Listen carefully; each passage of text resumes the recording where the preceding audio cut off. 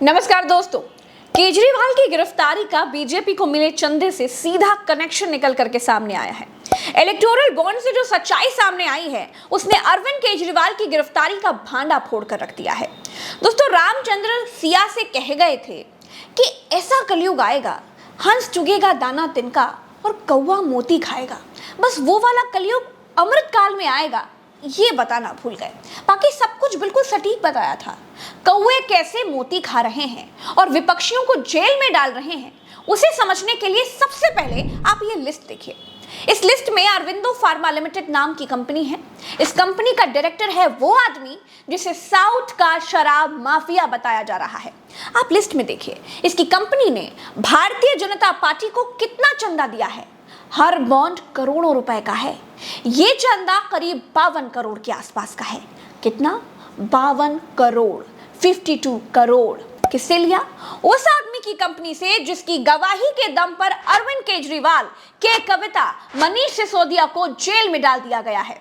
दोस्तों, राजा ने अमृतकाल में ऐसा कानून बना लिया जिसके जरिए कितनी भी घूस, कितनी भी उगाही, कितनी भी वसूली, कितना भी एक्सटॉर्शन किया जा सकता था। बॉन्ड से घूस लेना अमृतकाल में लीगल था और बिना बॉन्ड के पैसे लेना इलीगल। दोस्तों, जिस एक आदमी की गवाही पर मुख्यमंत्री केजरीवाल को गिरफ्तार किया गया है, जिस एक आदमी की गवाही पर डिप्टी सीएम मनीष सिसोदिया को 1 साल से जेल में सड़ाया जा रहा है, जिस एक आदमी की गवाही पर मुख्यमंत्री केसीआर की बेटी के कविता को जेल में डाल दिया गया है, जिस एक आदमी की गवाही पर सांसद संजय सिंह जेल में डाल दिए गए हैं, क्या आप जानते हैं कि वो आदमी है कौन? वो एक आदमी भारतीय जनता पार्टी को गिरफ्तारी के बाद चंदा देने वाला है। जिस एक आदमी को साउथ का शराब माफिया बताया जा रहा है, उस एक आदमी ने, उस एक साउथ के शराब माफिया की कंपनी ने 2021 से 2023 के बीच 52 करोड़ रुपए का चंदा दिया है। भाजपा उसी शराब व्यापारी से बॉन्ड के जरिए करोड़ों डकार जाती है और भ्रष्टाचारी दूसरों को बताती है। ऐसा नहीं है कि अनजाने में बीजेपी ने यह चंदा ले लिया। एक तरफ बीजेपी शराब घोटाले का डंका पीट रही थी, दूसरी तरफ उसी वक्त घोटाले वाले शराब माफिया से चंदे पर चंदा लिया जा रहा था।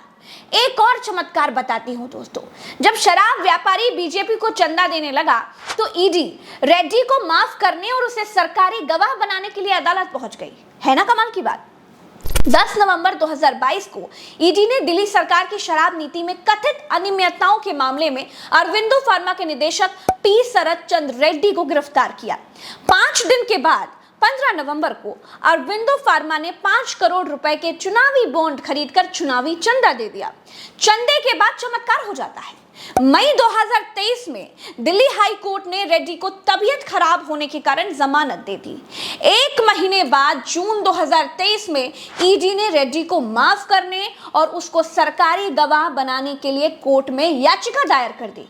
ईडी ने रेड्डी को सरकारी गवाह बनाए जाने के बाद कहा था कि वो स्वेच्छा से दिल्ली में शराब नीति बनाने और लागू करने में सभी अनियमितताओं का खुलासा करेंगे। अगर ईडी कहती है अरविंदो फार्मा के शरद रेड्डी ने हवाला किया, पीएमएलए किया, मनी लॉन्ड्रिंग किया, तो उनका पैसा तो सीधा सीधा भारतीय जनता पार्टी के पास 30 करोड़ रुपए आया। प्रोसीड्स ऑफ क्राइम तो भारतीय जनता पार्टी के पास जा रहा है, सबूतों के साथ जा रहा है। सुप्रीम कोर्ट के हवाले से आ गई ये बात और आरोपी अरविंद केजरीवाल को बनाया जा रहा है। Money trail Bharatiya Janata party तक जा। ये पैसों का सारा खेल छिपा रहता।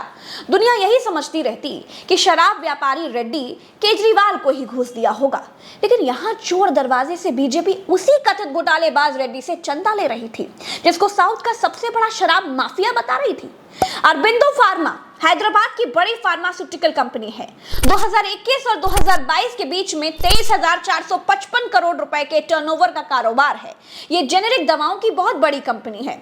ईडी के मुताबिक रेड्डी साउथ ग्रुप का हिस्सा थे, जिसने कथित तौर पर आपको 100 करोड़ रुपए का भुगतान किया था, जिसका इस्तेमाल गोवा चुनावों को फंड करने के लिए किया गया।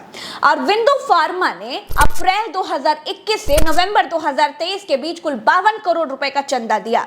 ईडी के केस में सरकारी गवाह बनने के 5 महीने के बाद नवंबर 2023 में 25 करोड़ की सबसे बड़ी किस्त दी गई। दोस्तों, हमाम में सभी नंगे हैं, पैसे सब डकार रहे हैं, करोड़ों डकार रहे हैं, लेकिन जिसके हाथ में ईडी, आईटी, सीबीआई जैसी संस्थाएं हैं, जिसके पास शक्ति है, वो ही साहूकार है। वो चाहे तो किसी को भी चोर बना दे। बॉन्ड से फ्री फंड की घूस, एक्सटॉर्शन और भ्रष्टाचार करना लीगल है और बिना बॉन्ड के करना इलीगल है, लेकिन है तो दोनों भ्रष्टाचार ही। बस अमृत काल में एक तरीके से पकड़े जाने का कोई खतरा नहीं था, दूसरे तरीकों में पकड़े जाने का खतरा है। इस वीडियो में इतना ही, चलते हैं, नमस्कार।